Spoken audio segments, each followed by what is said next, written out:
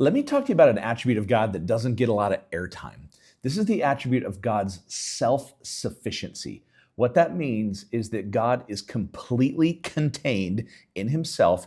He doesn't need anyone and he doesn't need anything.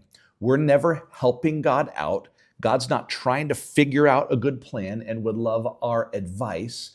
God is not hamstring or hindered by Satan or by evil bad actors or hostile political figures or armies or any of those kinds of things.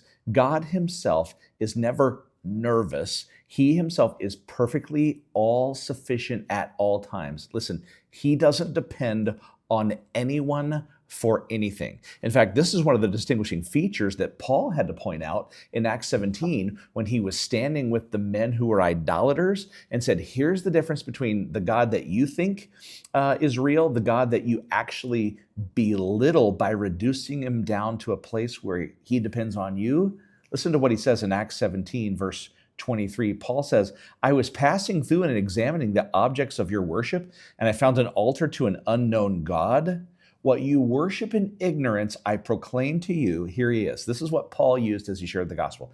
The God who made the world and all things in it, since he is Lord of heaven and earth, does not dwell in temples made with hands, nor is he served by human hands as though he needed anything, since he himself gives to all people life and breath and all things. God doesn't need us. We are the ones who've been made by God to need him.